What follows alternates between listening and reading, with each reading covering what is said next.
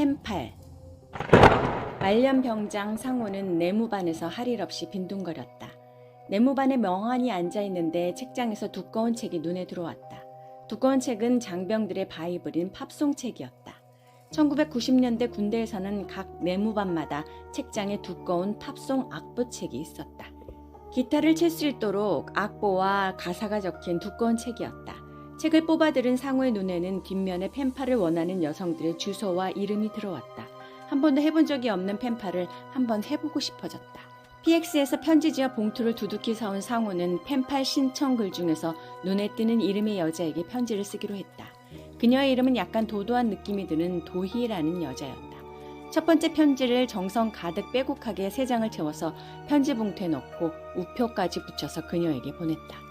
며칠 후 그녀로부터 답장이 왔다. 상호는 도희와 말도 하며 편하게 연락하며 제대로 앞둔 시점까지 편지를 주고받았다. 편지 개수로 치면 아마 300통은 이상 보낸 것 같았다.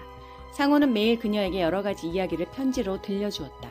반면 도희는 매일 답장을 하는 대신 일주일에 2번 정도 답장을 보내왔다. 편지를 주고받으며 재미있게 연락을 하다 보니 어느덧 상호가 전역을 할 날짜가 되었다. 제대가 한 달 정도 남았을 무렵 상호는 도희에게 집 전화번호를 알려달라고 편지를 보냈다. 도희는 상호가 알려달라고 한 집 전화번호를 편지에 적어서 보내주었다. 제대를 3일 앞두고 상호는 제대하고 다시 연락을 하겠다고 편지를 보냈다. 그리고 상호는 곧 제대하여 집으로 돌아갔다. 제대하고 일주일 동안은 그동안 못 만난 친구들과 만나서 술을 마시느라 도희에게 편지를 보내지 못했다. 친구들과 술을 마시며 정신없이 노느라 제대한 지 어느새 2주가 지나가 버렸다. 1998년이라 당시는 무선전화를 가지고 있는 사람들이 많지 않았다. 상호도 무선전화가 없었고 도희도 역시 없었다. 제대한 기념으로 상호의 어머님께서 상호에게 휴대전화를 사주셨다. 상호는 함께 제대한 군대 동기 재식이 집으로 전화를 걸었다. 휴대전화를 샀다고 자랑했더니 재식이도 휴대전화를 샀다고 번호를 알려주었다. 1999년이 전국의 PCS가 저렴한 금액으로 널리 보급되던 시기였다. 이때 대부분의 사람들은 길거리에서도 공짜폰을 받고 휴대전화를 개통하던 시기였다. 도희도 휴대전화를 샀을까?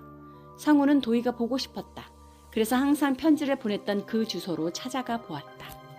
아침에 집에서 나오는 도희를 볼 수 있을 것 같은 마음에 상호는 도희네 주소로 오전 10시 정도에 도착해서 집 앞에서 도희가 나오기를 기다렸다.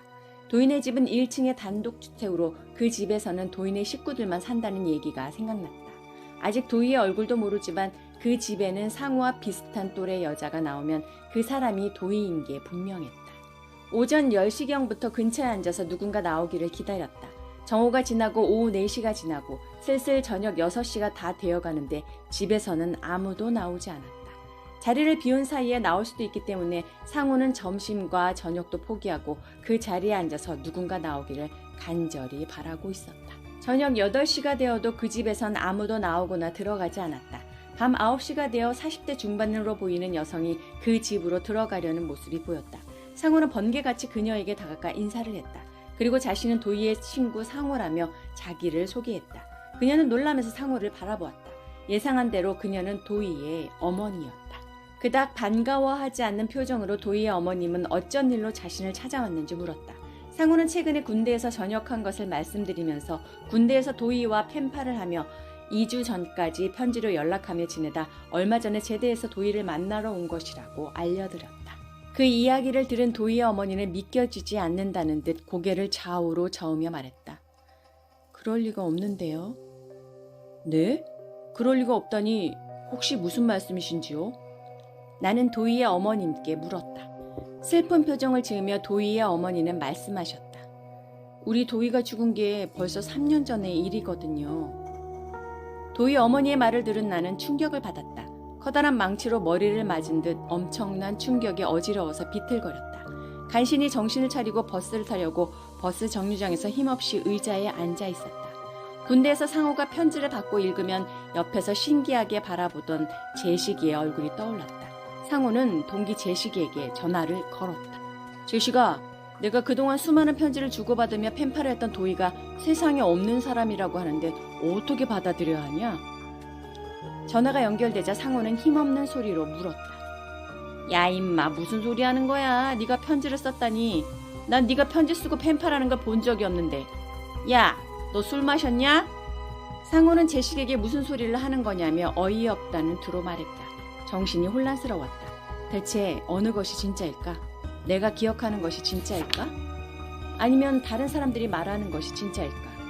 내가 펜팔을 하긴 한 걸까? 정신이 혼란스러웠다. 상호는 어지러운 마음에 자리에서 일어나 그냥 앞으로 뛰어갔다. 끼 꽝 하는 소리와 함께 상호가 공중에 떠서 날아갔다. 잠시 후 눈을 뜬 상호의 옆에는 한 여자가 서 있었다. 그리고 상호는 그녀가 도희라는 것을 한눈에 알 수 있었다.